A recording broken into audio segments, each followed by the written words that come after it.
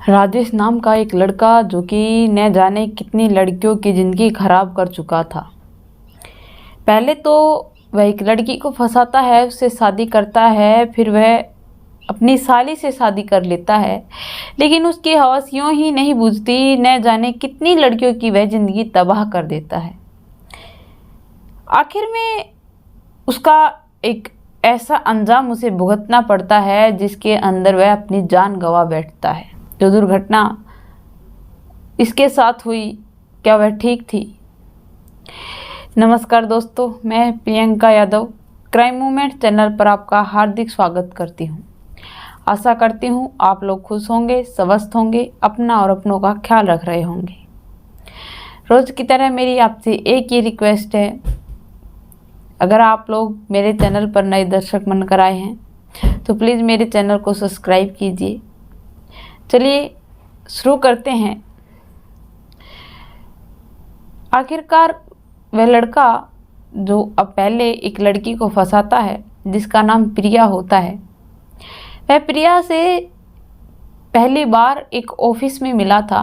वह दोनों एक साथ एक ही ऑफिस में काम करते थे। पहले वह उसे इस तरह प्यार के जाल में फंसाता है कि वह उससे शादी करने को तैयार हो जाती है। शादी करने के बाद वह अपनी ज़िंदगी बहुत खुशी खुशी बिता रहे थे। शादी को 1 साल गुजर गया था, तभी उसको एक बहुत बड़ा सदमा लगता है कि उसी की बहन जो छोटी थी, जिसका नाम कविता था, वह उसके साथ शादी कर लेता है।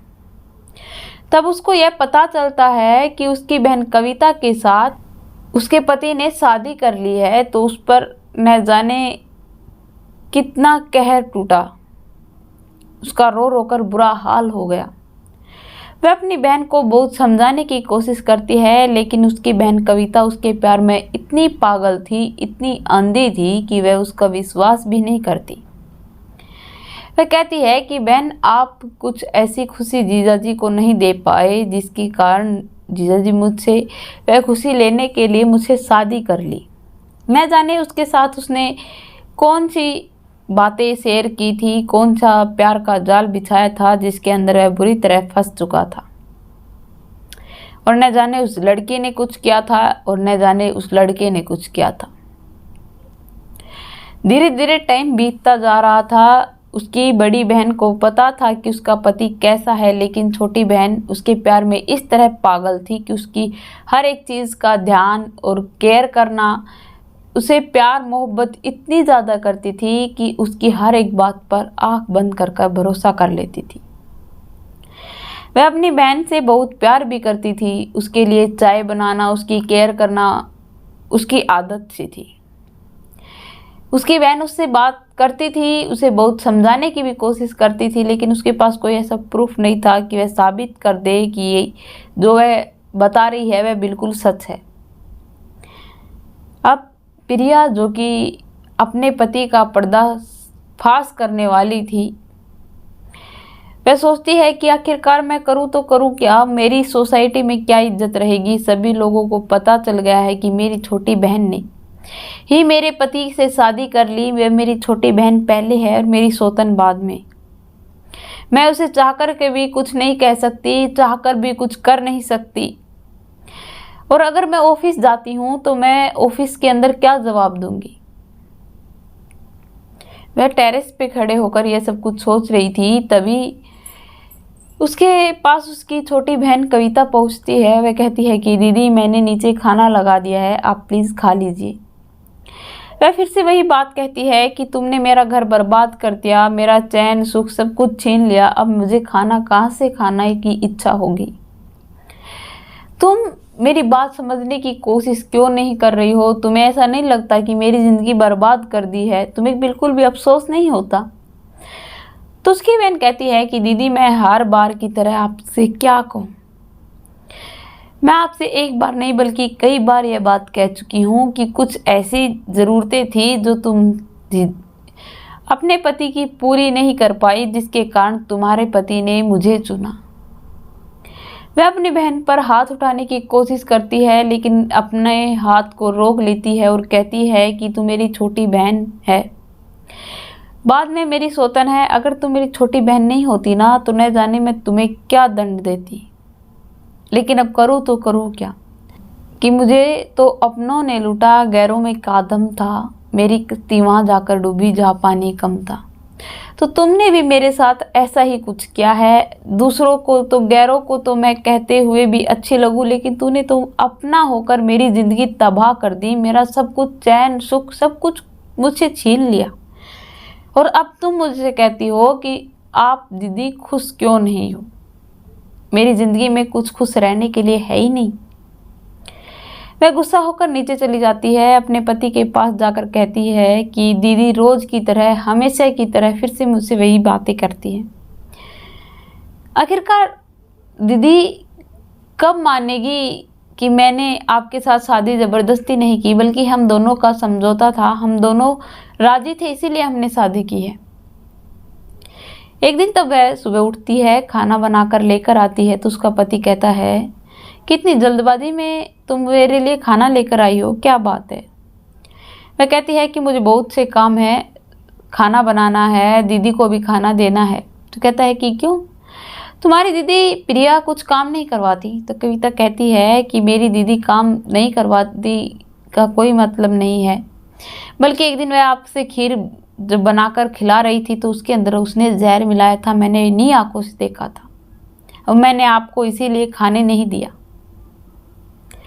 यह सब कुछ कहकर वह बताती है तो उसका पति कहता है कि तुमने यह बात मुझे उसी दिन क्यों नहीं बताई, मैं एक्शन लेता। कल वह मुझे जान से मार डालेगी तो फिर हम क्या करेंगे। वह कहता है कि कविता तुमने यह सब कुछ मुझे पहले क्यों नहीं बताया। आखिरकार वह हमारी जान लेने की कोशिश करती है और तुमने मुझे बताने की कोशिश भी नहीं की। उसको इस घर में हम रखकर बहुत बड़ी गलती कर रहे हैं। तभी कविता कहती है कि प्लीज़ आप शांत हो जाइए, वह मेरी बड़ी बहन है और आज के बाद मैं ही सारा किचन का काम देखूंगी, तो उसे कभी ऐसा मौका ही नहीं मिलेगा कि वह आपकी जान ले सके।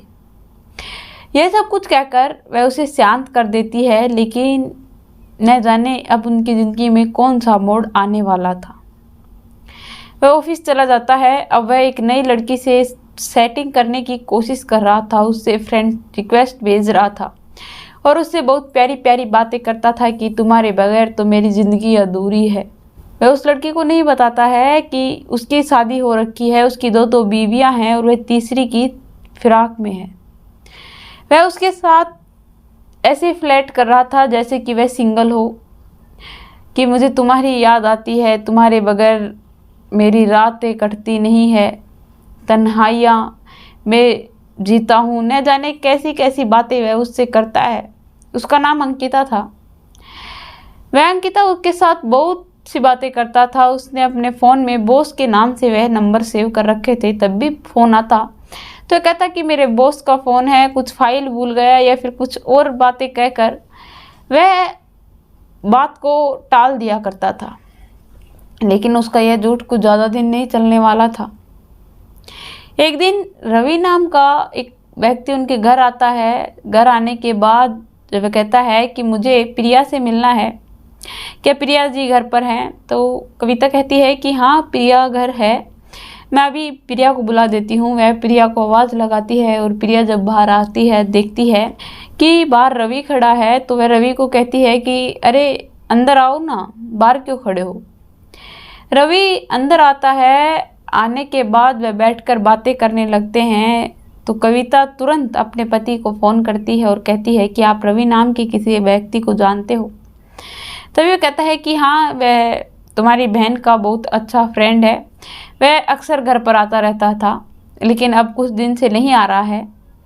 तभी वह दोनों कमरे में जाकर बातें कर रहे हैं। यह सब कुछ जब वह अपने पति को बताती है तो पति कहता है कि शायद वह लोग हमारे लिए कोई जाल बिछा रहे हैं, उसकी साजिश कर रहे हैं। तुम उन लोगों की बातें सुनो, उन पर निगरानी रखना, और फिर मैं आता हूँ, फिर मुझे बताना। यह सब कुछ कहकर अब कविता भी अपने काम में जुट जाती है। वह भी उन लोगों की बातें सुनने के बहाने वहाँ जाती है और कहती है कि चाय या कॉफ़ी जी कुछ चाहिए।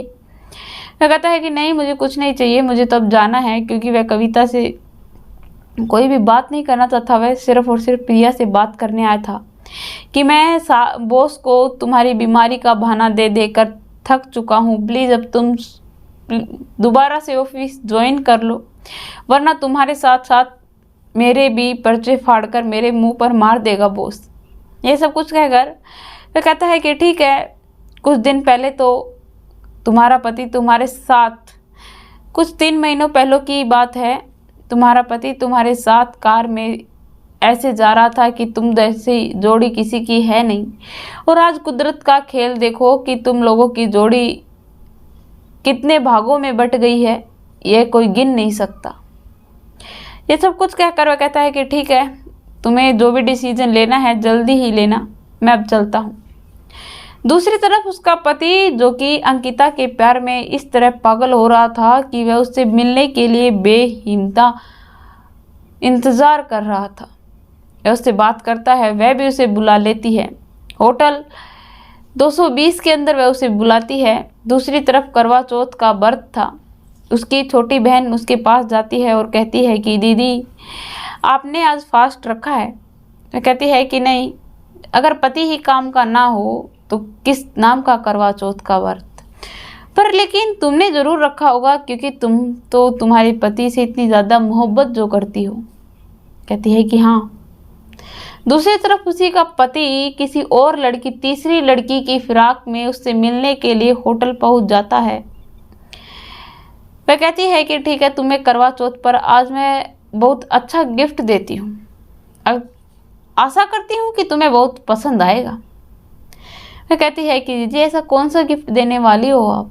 दूसरी तरफ जिस अंकिता से मिलने गया था वह कोई और नहीं बल्कि रवि की गर्लफ्रेंड थी, क्योंकि यह सब कुछ प्रिया ने प्लान कर रखा था। उसके प्लान के हिसाब से वह उससे मिलने गया और अंकिता ने उसे वहीं बेड पर बांधकर उन लोगों का इंतज़ार करने लगी। वह बताती है कि किस तरह उसने उसको जाल में फंसाया और उसे पता है कि वह 2 बीवियों का पति है और वह तीसरी की फिराक में फिर रहा है। यह सब कुछ कहकर वह उसे बांध कर रखती है। तब उसकी दोनों बीवियाँ आती हैं। जब कविता ये सब कुछ देखती है तो कविता के तो पाँव तले से ज़मीन खिसक जाती है, क्योंकि वह उससे इतना ज़्यादा प्यार करती थी कि उसने अपनी बहन का घर उजाड़ दिया दूसरी शादी कर कर। एक पत्नी पहले थी, दूसरी सौतन बनकर उसकी छोटी बहन को वह लेकर आ गया।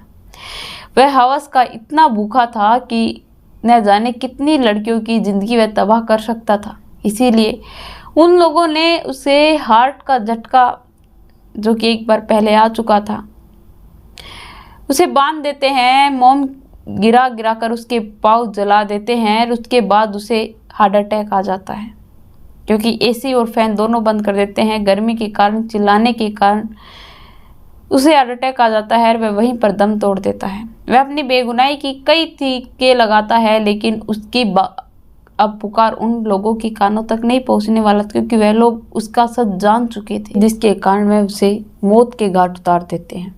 और उसकी मौत इस तरीके से करते हैं कि वह एक हादसा लगे कि उसे हार्ट अटैक का झटका आया और उसमें उसने दम तोड़ दिया। वह दोनों बहनें अब बाइज्जत बरी हो गई उस बंधन से जिसके अंदर उन्हें न जाने कितने दुख और तकलीफ दिए थे। उन लोगों ने उसे इसलिए मार दिया कि कल उसे हम जेल भेज देंगे, अगर वह कल रिहा होकर बाहर आएगा तो वह फिर से किसी न किसी लड़की की ज़िंदगी खराब करेगा। इससे अच्छा है कि इसे जान से ही मार दिया जाए। और उन लोगों ने ऐसा ही किया। वो एक बड़े बूढ़ों ने कुछ ऐसी कहावत कही है कि जैसे को तैसा। उन लोगों ने जैसा उसने किया वैसा ही उसके साथ सलूक किया और उसे उसकी सज़ा दी।